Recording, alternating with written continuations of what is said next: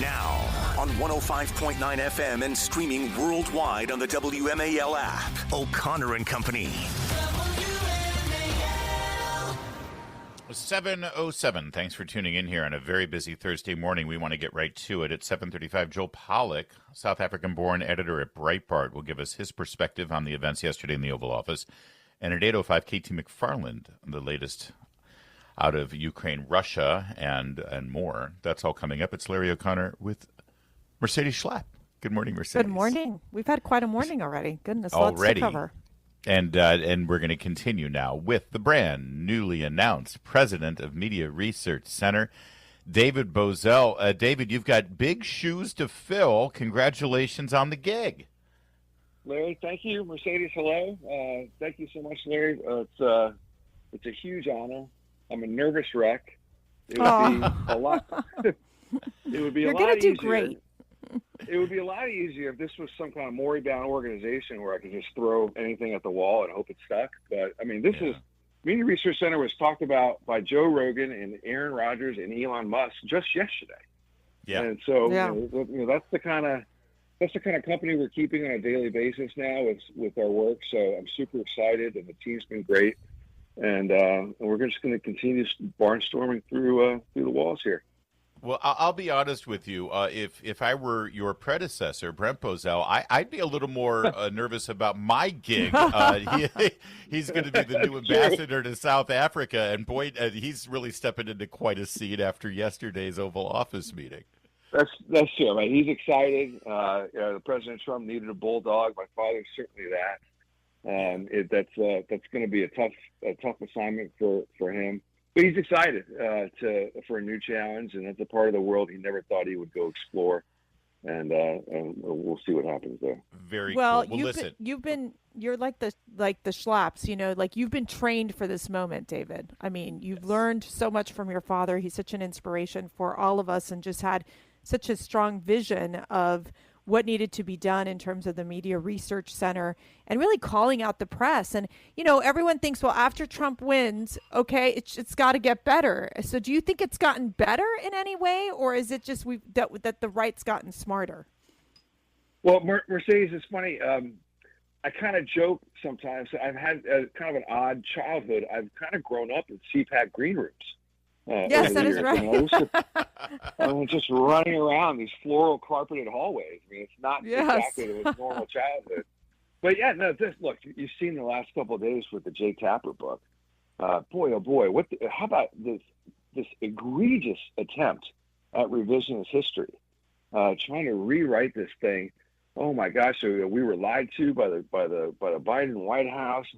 These guys had a front row seat for this administration, for the Biden administration, the whole time. I am old enough to remember when KJP stood up on the White House dais and lectured the entire world that the conservative media ecosystem was engaging in nothing more than deep fakes, and don't believe your lying eyes about what we were seeing with President Biden. Now, interestingly enough, the mainstream media has kind of given Jake Tapper the Mark Levin treatment. They've kind of ignored Tapper's book. Tapper's going around new media podcasts. He's kind of going in the MAGA world to try to sell this book, which is kind of an interesting strategy. NBC has only given him a minute of coverage. ABC and CBS combined have not even reached a full minute. And PBS hasn't even mentioned him at all. They would only mention the existence of, quote, a book, close quote, and that's it.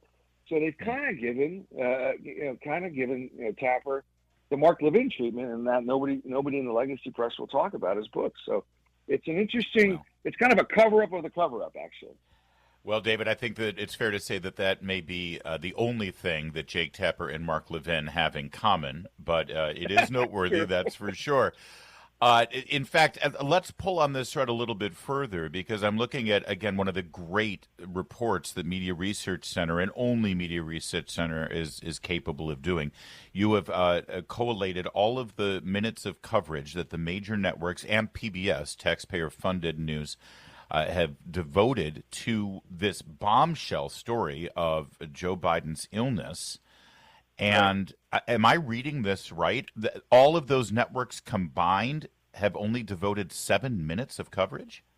Yeah. NBC was a lead dog. In fact, CBS brought in a medical correspondent who just so happened to be a member of the Biden transition team in 2020, and with a straight face tried to claim, quote, normally doctors will stop screening for prostate cancer at 75 or so. Yeah, that's right. In other words, I mean, so this, here's the president of the United States with access to the best health care in the world. And a member of his own transition team is trying to tell the American people, well, we probably just didn't, most old guys just don't get checked for prostate cancer at that age. So, of course, we would have missed it. I mean, it's just the lies continue with these guys. You can't believe it. Tapper's attempts here at they're trying to rewrite history in the sense that they don't want to get blamed, however partially, for losing to Donald Trump. And they're trying to save their own profession. They're trying to hold on to this last vestiges of this thing called the so-called legacy media. It's just not going to work. And I don't care what kind of juicy nuggets Jake has in the book. Well, Jake Tapper too. It's like a mea culpa type of tour where he's like, well, I needed to be humble. Like I needed to show humility. He doesn't even know what humility is. Okay, it's like a virtue. Like they've been so prideful on how they have covered all of this of Joe Biden, basically not admitting to the fact or not asking the tough questions on the mental decline that all of us on the right, and even the center were going, wait a second, I think there's a problem here, but they couldn't investigate further to figure out what was going on with Joe Biden. It just seems to me. And then Jake Tapper saying, well, because the Biden White House, they hated me. It's like, well, Jake Tapper, I think everyone hates you. So I don't know how he's trying to gain favor with anyone. I mean, it's insane. Well, Mercedes, I'm trying not to get sued on my first day, so I won't say that everyone hates Jake Tapper, but... Oh, come on. Just do it. But Robert Hur is another example of this. Right, Robert Hur, a pretty distinguished prosecutor in DC Circuit, does the interview with Biden. It puts in his report that he was not senile enough, essentially, to take stand during the trial.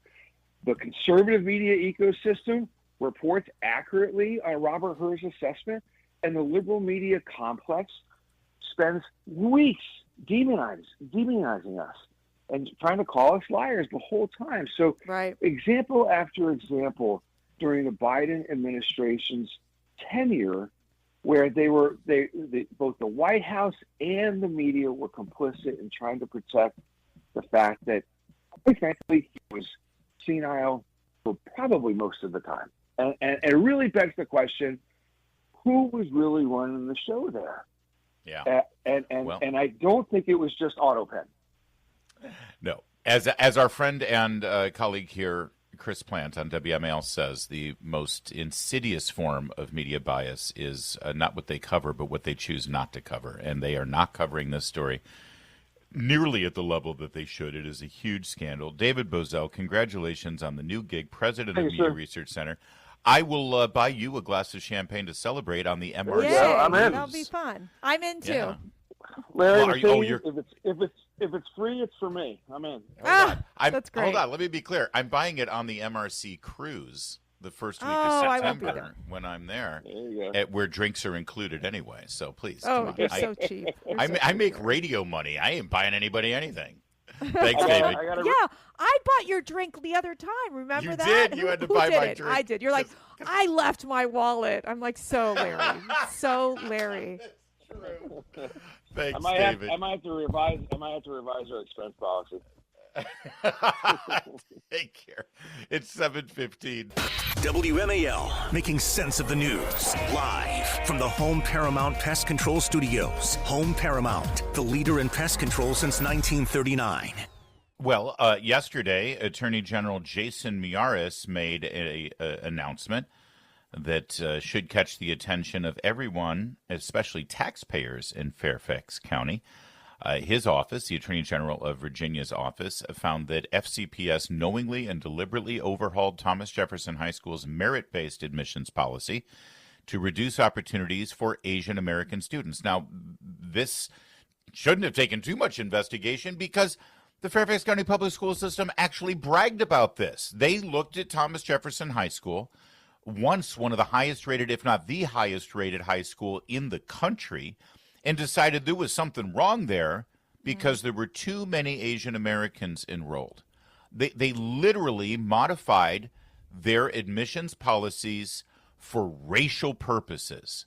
They didn't like the fact that there were so many Asian Americans. You substitute any kind of racial identity in that same place, and it is blatant, outright bigotry, discrimination. And obviously, Attorney General Miyares now has the receipts and the goods on it. So he has now referred this to the Department of Education, the Federal Department of Education, and the Federal Justice Department, and the Assistant Attorney at the Justice Department, Harmeet Dillon, or maybe it's Deputy, forgive me, I'm always bad with federal titles, they confuse me. She's in charge of the Civil Rights Division, and she said on social media that she is on this story and she is going to pursue it to the fullest extent. This is huge and should be a reckoning for the racists running Fairfax County Public Schools. It makes me so angry that we can't get a handle on our school boards. I think Republicans need to spend more time. We always hone in on the presidency and the federal elections, but these school board elections, which is something that George Soros identified early on, he made sure that there would be substantial changes in our school boards, because the more you can take control of these kids early on, the better. And in this case, what's unfortunate is that there has been huge discrimination against Asian American students. You've seen this not only at the Thomas Jefferson School, but Harvard and these other places that we know were basically not too many Asians. I mean, it's just too many Asians. You can include all the Hamas-loving Palestinians in there, on these student visas, but God forbid you assist Asian Americans. That's not allowed. That's right. American citizens who just happen to be of Asian descent, and because of their ethnicity, they were discriminated against. Think about it. I mean, too many of this racial type, too many of this ethnic type, therefore change the policies. And that meant that qualified, hardworking, merit-based individuals were denied admission to Thomas Jefferson High School solely because of the accident of their birth, because they happened to be born to Asian parents. Despicable, disgusting, but that goes as woke ideology from the radical left at the Fairfax County Public School System. All right, one other development with Fairfax County schools, they're begging for money. They're raising your taxes, Fairfax County, to pay for the school system that is losing money, and meanwhile, their policies are actually costing even more in legal expenses and quite possibly damages. Defending Education is now slapping a Title VI complaint through the U.S. Department of Education, Office of Civil Rights, yesterday morning against the Fairfax County Public Schools, claiming $5.76 million was spent this year on staff implementing racial policies, $455,000 paid to an equity consultant for 9 months' worth of work. And Defending Education says, no, that's all bigotry. That's racial discrimination. That's against the Department of Education Civil Rights Code to spend money specifically to divide across racial lines. Now Fairfax County is going to have to deal with that. Here's a suggestion. How about you do away with all of the DEI garbage and focus on educating children, and then maybe you'll have enough money lying around. Maybe, hire, make sure that they're learning math, that they're reading, that they're competitive in this environment. Focus on teaching them about AI and other, obviously innovations happening in so many of these spaces. Instead, it's always this division by race, division by ethnicity. And look, I really applaud Attorney General Jason Miyares for launching this investigation, for basically, honing in and saying, we're going to stop this madness. And now you've got the Department of Justice on top of this too. There's got to It's be great. repercussions on this. The taxpayers of Fairfax County should demand Fairfax County Public Schools drop all of their racial-motivated DEI policies. Let your school board know that hate has no home here. Larry for governor. Woo! It's Sorry, 7:23. All right, coming up, we're going to speak with Joel Pollak, editor at Breitbart and native of South Africa. We will get his impressions of yesterday's extraordinary Oval Office meeting. Next. WMAL-FM, Woodbridge, Washington, a Cumulus media station. Making sense of the news. News Talk 105.9. News now. Now on 105.9 FM and streaming worldwide on the WMAL app. O'Connor and Company. 7:36, O'Connor and Company. Thanks for tuning in here on a just whirlwind. We just can't get to all of it this morning. It's one of those days. Thanks for tuning in, though. Coming up at 8:05, KT McFarland, latest foreign policy observations. It's Larry O'Connor. And this morning, Mercedes Schlapp keeping us company. Good morning, Mercedes, with your Latin beat.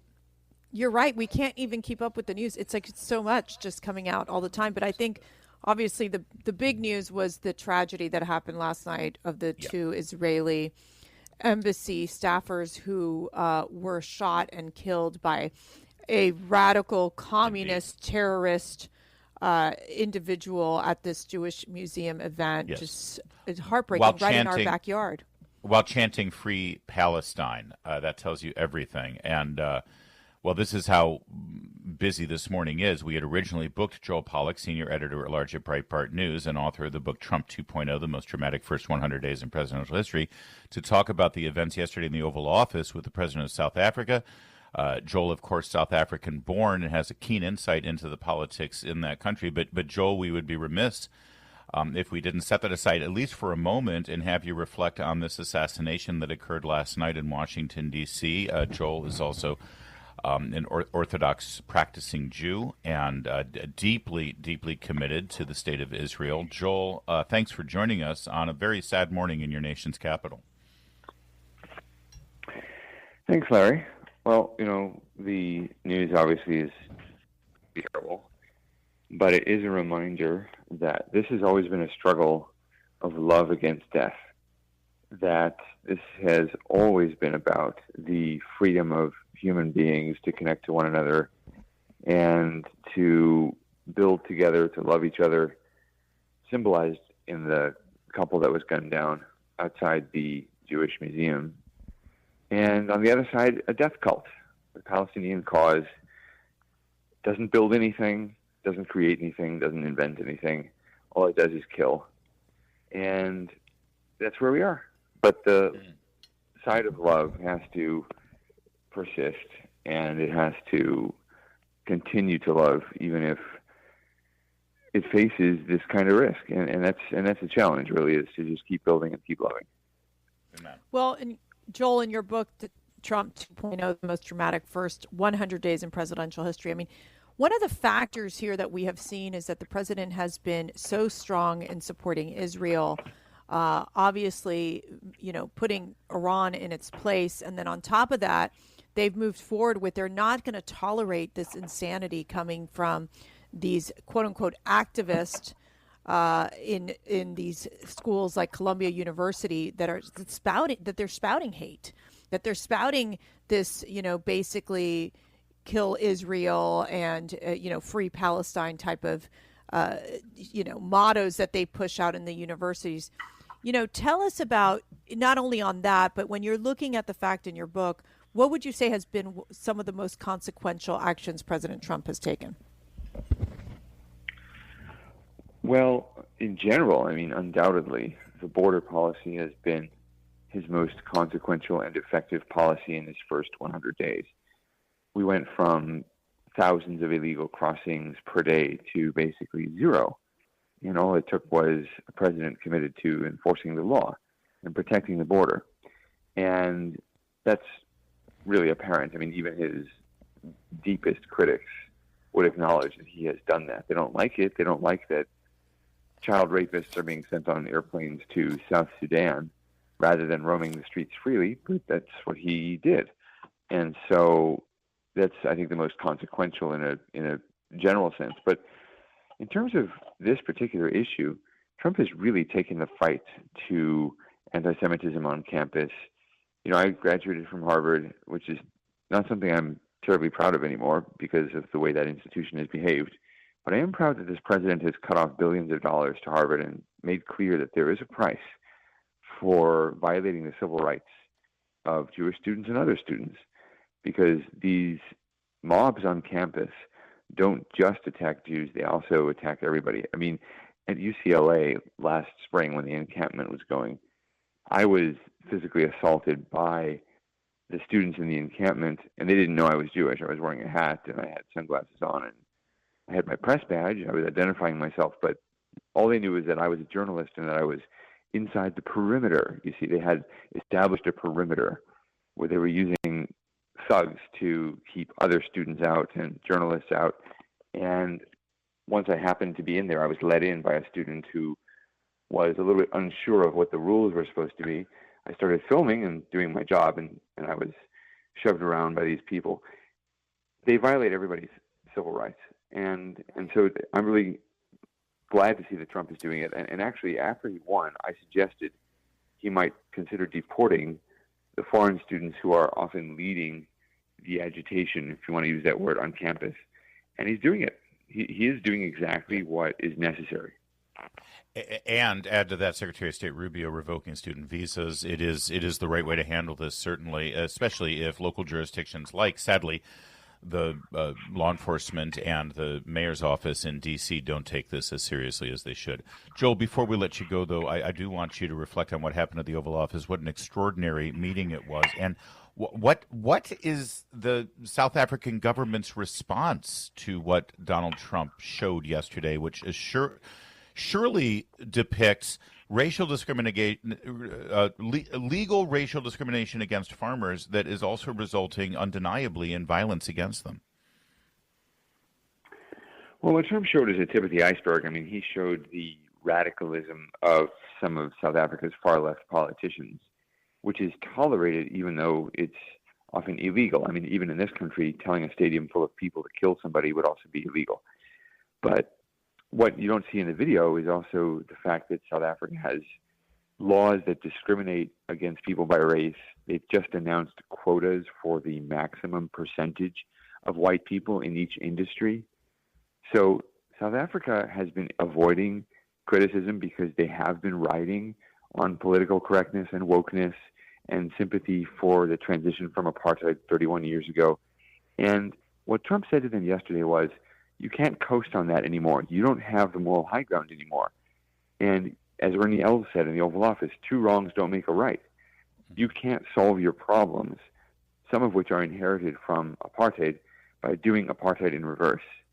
And they don't hear that from anybody because people, especially the Europeans, they're afraid to criticize the South African government.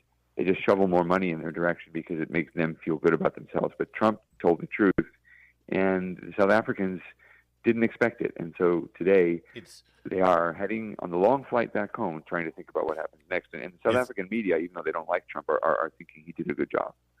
Oh, good. Well, that's great to hear. And yeah, this is state-sponsored racism and bigotry and discrimination under the guise of racial restoration, right? Restorative justice, which is a word you hear a lot here in the U.S.